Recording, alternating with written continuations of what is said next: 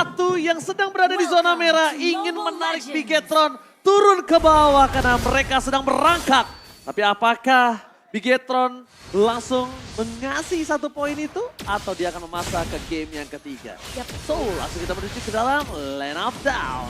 Power early, mobilitas kencang dari seorang Baxia yang udah kita lihat crossing ke arah jungle yang dimiliki oleh Super Cat.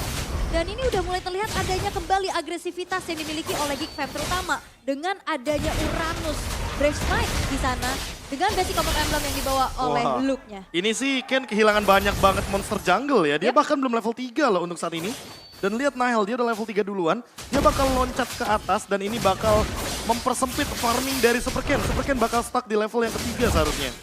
Wah, ini berbahaya sekali ya, seorang assassin agak sedikit tertekan dan bahkan tertinggal.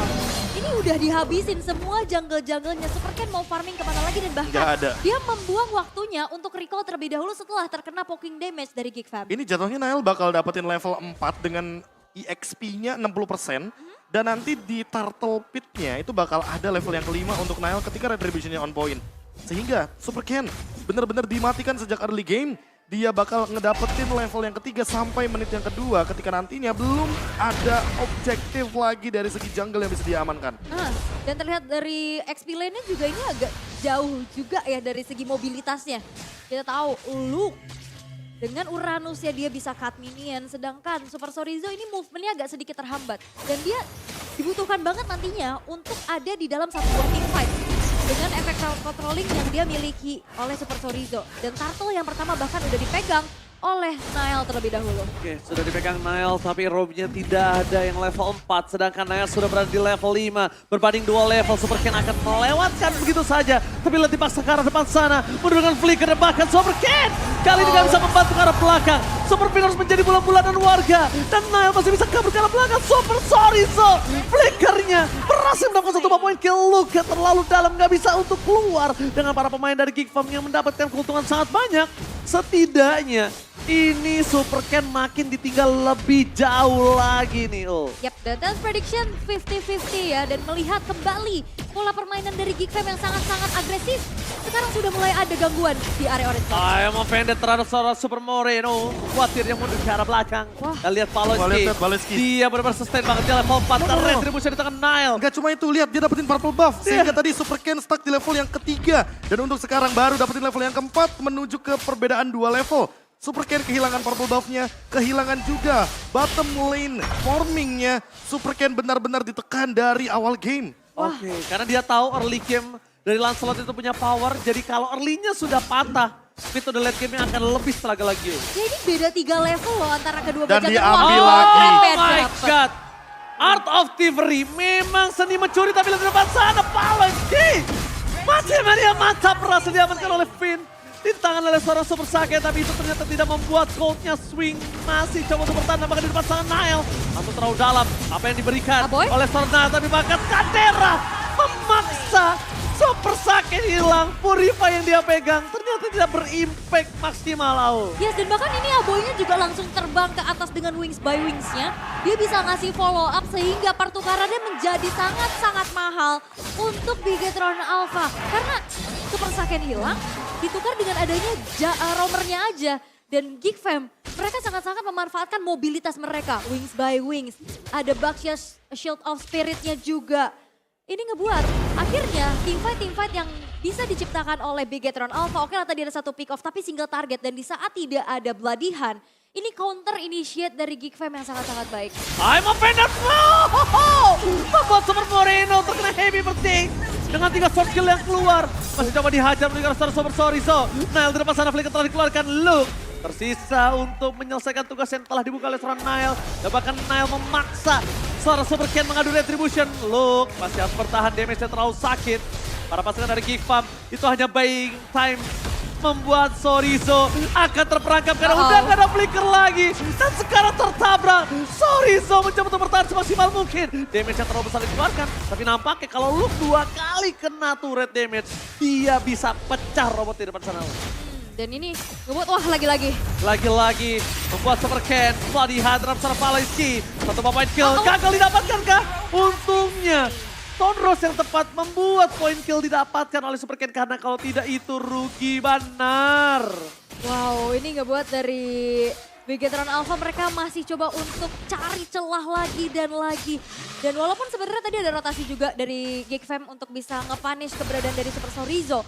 Tapi dengan adanya Brave Smite yang dibawa, dia sustain banget, dia durability-nya tinggi banget sehingga tidak bisa untuk ditumbangkan. Sehingga kali ini Geekfam mencoba untuk bisa melakukan adanya sedikit ganking dan sekarang ke arah atas. Super Saken? Terlalu banyak ini sih, terlalu banyak engage di early game. Geekfam juga harus dapetin poin objektif sebenarnya. Karena mereka banyak banget dapetin keuntungan tapi nggak ada turret yang bisa ditukarkan. Untungnya top lane sekarang terbuka dan ini bisa jadi celah bagi Geekfam mendapatkan satu objektif yang kokoh. Wow, untung aja mereka udah mulai bermain dengan objektif. Karena lihat Super Ken akan coba terperangkap di depan sana.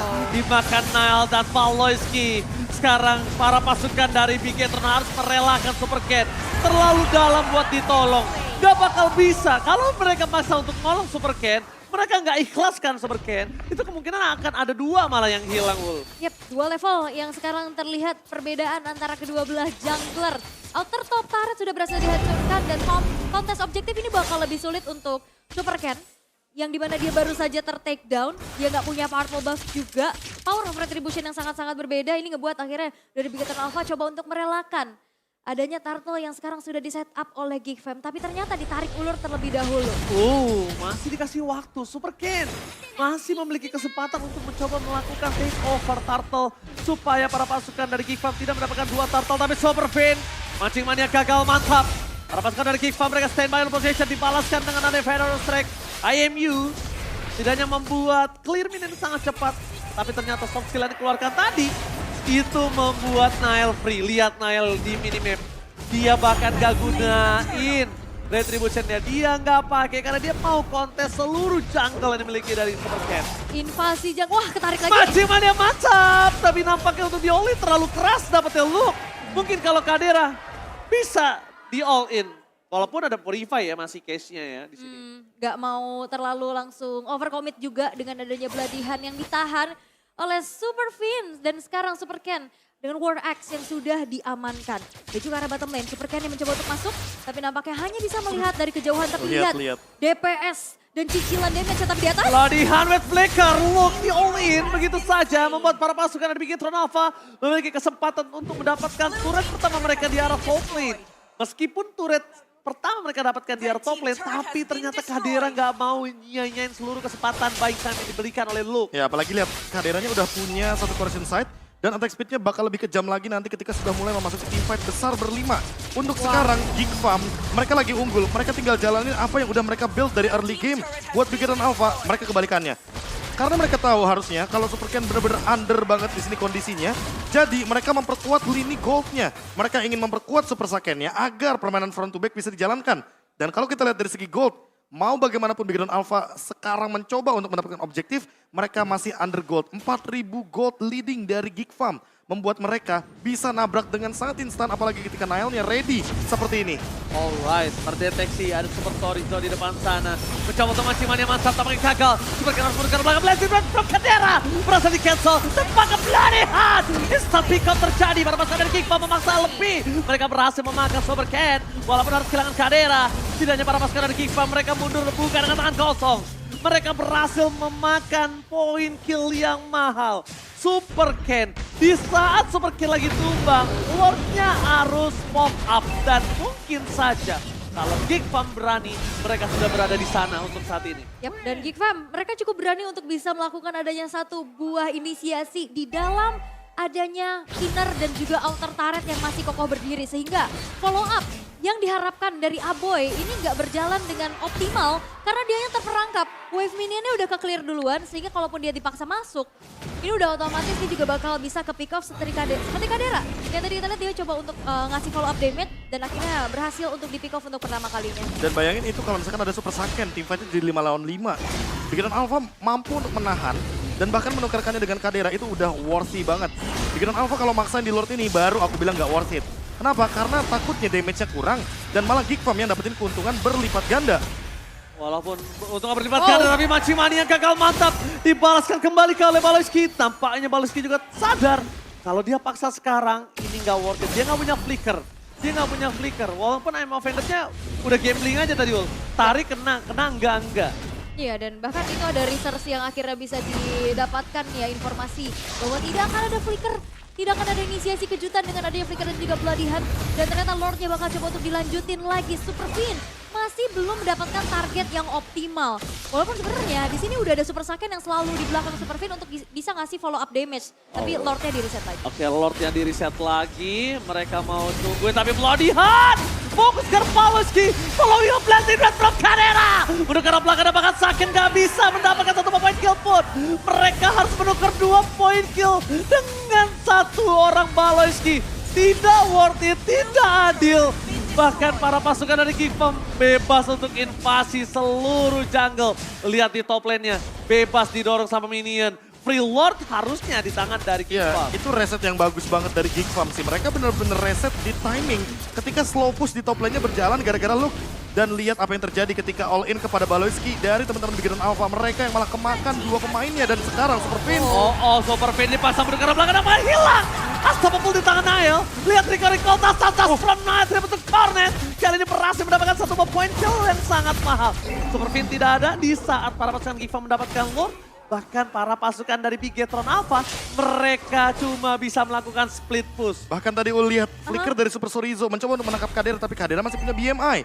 Dan sekarang Sorizo nggak punya flicker, ini bakal jadi ancaman bagi Bigiran Alpha. Yap, dan sebenarnya kalau ngeliat dari Super Saiyan-nya nih yang coba untuk masuk dengan follow up damage ya, tapi perlu diingat Super Fin dan Super Saiyan ini single target. Dan di saat udah ada Bloody Hand yang ke-trigger, lalu Super Saiyan-nya dikejar-kejar sama Kadera dan juga Nael. Itu yang ngebuat akhirnya dari Bigetron Alpha mereka lack of damage. Sehingga team fight pun bisa dimenangkan oleh Gigfam dengan area of effect yang besar. Dengan adanya Farsha. 1 kali tetes saja ini dengan damage item yang sudah kita lihat bahkan Divine Glaive sudah selesai untuk Aboy.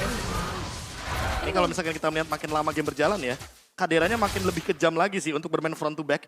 Jadi Gigfam kayaknya mau nabrak siapapun, gak akan ada masalah nih Ul. Untuk kondisi kayak gini, apalagi Lordnya bener-bener dibuat slow push. Pelan banget, semua lini dihabisin. Blazing Duet bakal jadi eksekutor dan lihat Aboy ready dengan ultimate-nya. Battle gaming telah terjadi kali ini mendengar apa Pendant Flicker. Baloyski berhasil memakan Fade. Super Sorizo hilang. 2 punggawa Bigetron Alpha dan tidak bisa melakukan defense. Gak ada padan. Ini bencana. 2 poin tanpa lawan. Gigfam Indonesia. Baloyski make a move.